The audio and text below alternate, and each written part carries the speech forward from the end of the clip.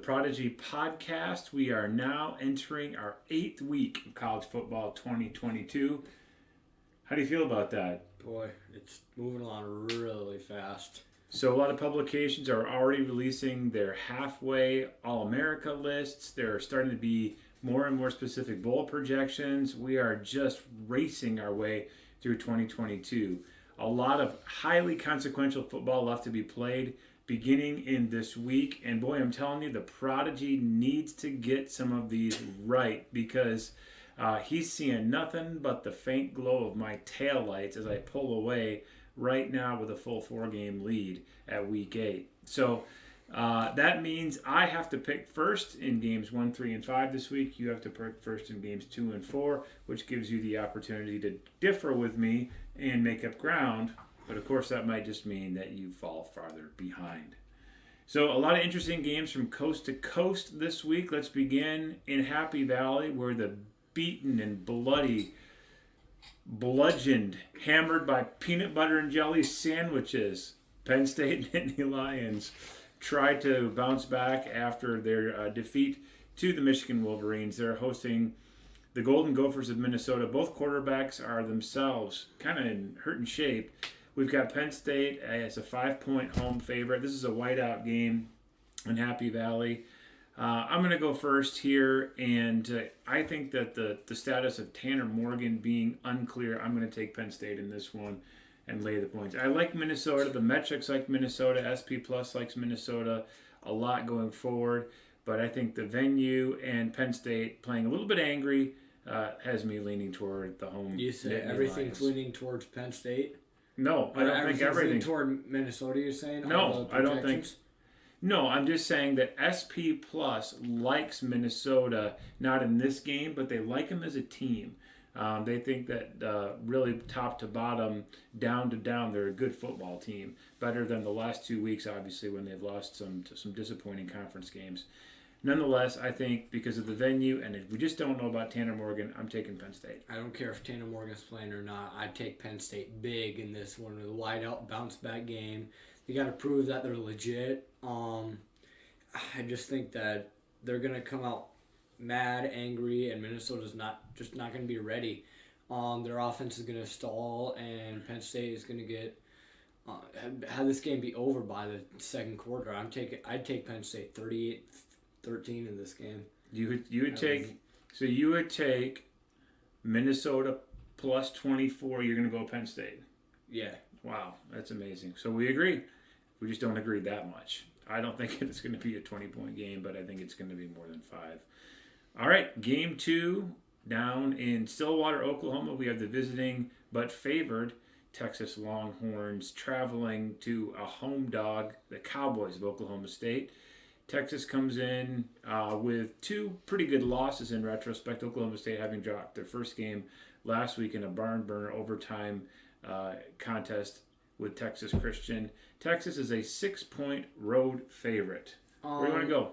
What do you want to do with this? Well, both teams have lost to very good teams, playing close games. And with what I seen last week, I honestly think that Oklahoma State looked better than Texas because Texas only scored.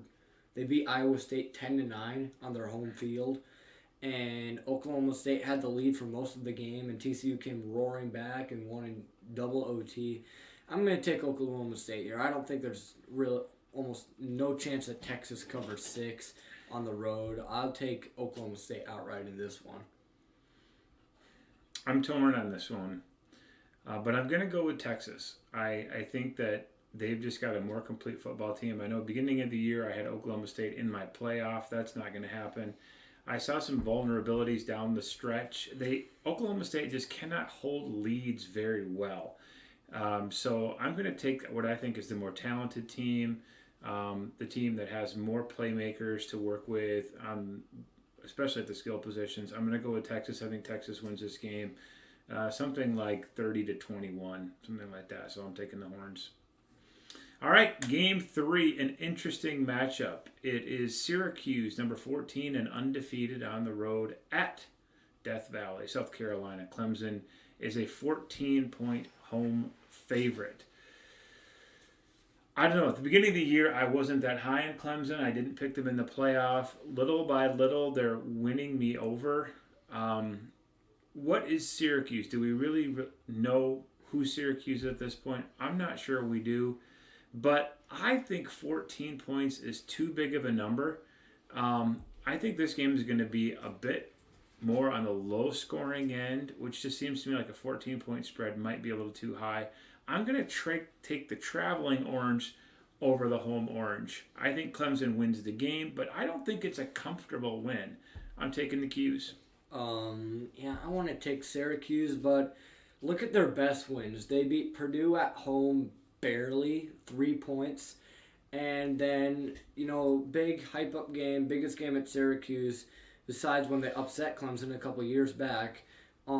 They played NC State without their all ACC quarterback, Devin Leary. And I think that really As hurt. they will have to the remainder of the year. Yeah, and I think that really hurt NC State trying to score the ball. And the game was never really over until that last play with 1 minute left and to Sean Tucker. And I think that with the way Clemson's been playing, besides the Wake Forest game, there hasn't been a close game.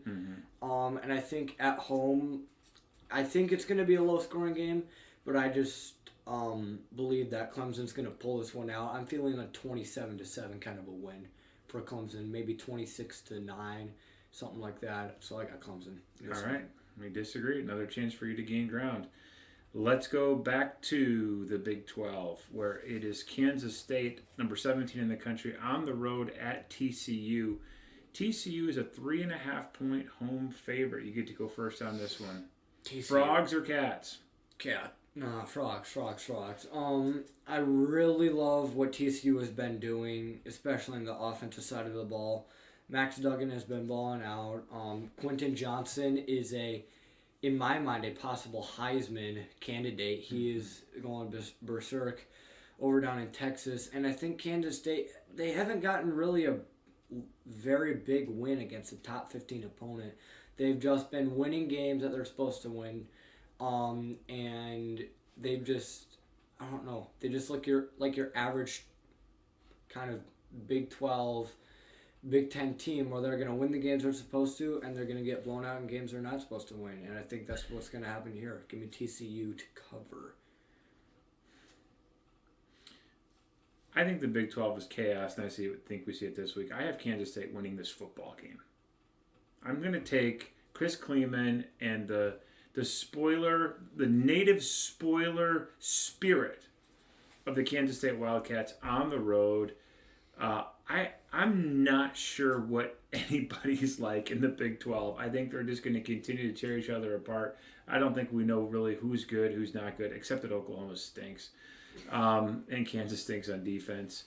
I'm going to go K-State in this one, not only to cover but to win. So I'm going to disagree with you on that one. Give me Chris Kleeman and the Wildcats on the road. All right, we'll end up where College Game Day is going to be launching their programming very, very early in the morning Pacific time. It is number 9, an undefeated UCLA on the road at one-loss Oregon. Their one loss was a good loss, but they did get the doors blown off, and the doors are yet to be found. It wasn't really a good loss. No, I mean, it was a good team, but it wasn't impressive. It wasn't a close game. They lost big time, 49-3 or something like that to Georgia. Early in the year, both teams playing well right now. Both teams have climbed their way into the top 10. Both teams with an outside chance of making it into the college football playoff. UCLA led by the sterling talents of DTR this year, who has played himself into the Heisman conversation without question, now has to go on the road to the crowned field of Autzen Stadium and all those fired up Quack Attack fans and players. Oregon is actually laying 6.5 in this game. And I don't know, I go first on this one, but before you give me your pick, just give me a little analysis before your pick. Well, I mean, Oregon has been, since that blowout game against Georgia, they bounced back, respectively, only having one close game since them at Washington State. So they've been beating good teams. They beat BYU, doubled them up. They have been demolishing who they're supposed to demolish, and this is really their first big game that they can win. Mm-hmm. I thought against Georgia that they had no chance. Um, but UCLA, they're playing a lot bigger. They're playing way more physical. They're able to run the ball when they want to run it with Zach Charbonnet, former Michigan running back. DTR is probably a top 5 quarterback right now, and that defense is holding up and just enough to get it to 6-0. It's my pick first, unless you really want to go first and stake your claim. I'll go first. Give me UCLA. I think that with the way they've been playing and having the game go on the road game day, they're going to realize that this is a really big game. This is a kind of franchise program definer at this point. Are they going to be they're going to take a step back and turn into one of those top 17 type teams? Or are they going to win this game on the road when all the momentum's going to Oregon and become a New Year's Six Bowl team? And I think that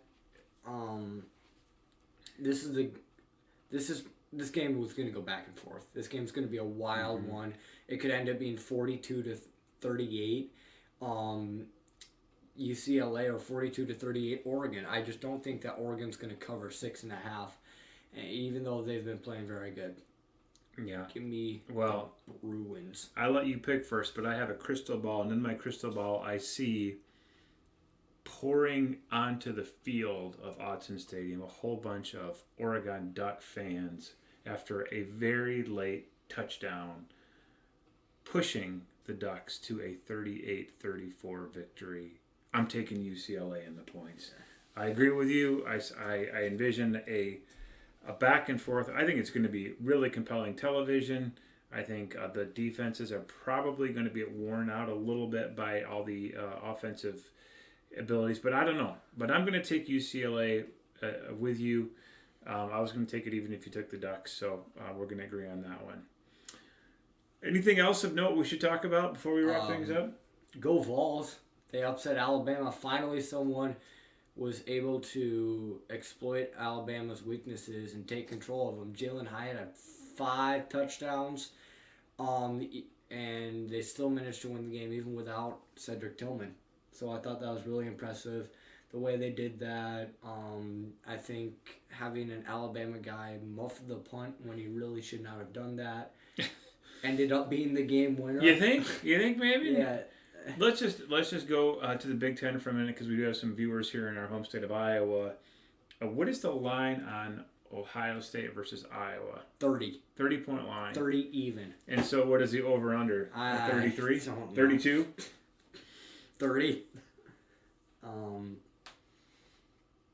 It's got to be probably like 50, like 40 to 10 or something like that. Honestly, I might take Iowa in this one. I think they're going to play ball control offense, and I just don't see Ohio State getting the ball enough possessions. I saw an amazing stat this week. You would never believe this. You'd bet your life it's wrong, but it's actually right. Spencer Petras has completed more passes this year than C.J. Stroud. It's like by 3 or something like that. Because but the yards per attempt is miles apart. And wow. But Spencer Petras has completed more passes this year than C.J. Stroud. Will that be the case after this week? I don't think so. But the reality is Ohio State may get a couple over the top too, just with all the speed. I think Iowa rather plays such fundamental defense, but athleticism can can take you out of your fundamentals really quickly for chasing people the wrong direction. I really like Iowa's corners. Cooper DeJean and Riley Moss. They're going to cause not too much trouble, but this will be the biggest test for those Ohio State receivers by a mile this year. The thing is that, what they always say about the Iowa defensive backs, there's a reason that, apart from, a couple of I'm trying to think of the safety who played for the Colts, Bob Sanders, I believe. Iowa defenders don't have great NFL careers, not like Iowa offensive linemen or Iowa tight ends or anything like that. It's because that scheme, the Parker scheme, and especially their ability to the corners, the safeties to be looking at the quarterback instead of being in trail position. They get a lot of interceptions, so they get a lot of height because they have a big number there. But I don't know if they're such great players as much as they're so well coached and have such a great continuity in their scheme. So we'll see what they can do against what might be one of the best passing attacks in recent memory in college football. I mean, this and then Joe Burrow and then, I don't know, maybe last year's Ohio State. They've a couple of those Oklahoma years, yeah, Baker the and Lincoln Riley peak years. maybe that's where Caleb Williams is headed to USC's future. He Passing had, the ball. he had a great game. I think USC's future is very bright if Alex Grinch is the guy and they can figure out whether or not his system works in the Big Ten. I mean, it seems to be working in the Pac-10, but Pac-12 rather. But in the Big Ten, it's just different kind of football. You want to try bringing that team into Madison, Wisconsin on, November 15. It's going to be a different story than playing out on the West Coast. Well, talking about futures, how about the two teams Brian Kelly has been associated with the past his last two jobs? LSU getting blown out of the doors. Am I right about that? Yeah, Brian Kelly switched teams and both teams got worse. And how do you? I know it's a rivalry game, but how do you lose at home to Stanford if you're Marcus Freeman? That has to be a can't lose situation where you're almost getting put on the hot seat now. I feel like you lose to Marshall by double digits. You lose in a rivalry game to Stanford at home under the lights. Just nothing seems to be going right for Notre Dame. Well, and I don't think Marcus Freeman is anywhere near the hot seat yet, but Tommy Rees might be. I think Freeman is recruiting so well. Kids connect with him. He's just going to say, hey, I probably should have cleaned house after Brian Kelly left with the coordinators. Instead, he held over Rees. That might have been part of the deal to give him the job. We don't really know what's going on inside those discussions. But I think there's going to be a clamoring to find a different host. And certainly the quarterback situation. I mean, what would you say? Would you take the over-under on 10% that Cade McNamara is the starting quarterback at Notre Dame next year? I mean, he originally committed to Notre Dame before flipping his commitment to Michigan. They've got a spot. They've got, it wouldn't be a big move for him geographically. Who knows? They're going to have to do something different. We shall see after the results of Week 8 come to fruition. How about Northwestern? I don't know anything of what you're talking about, 15-0. All right. Until next time, I'm the Preacher. Prodigy. Peace.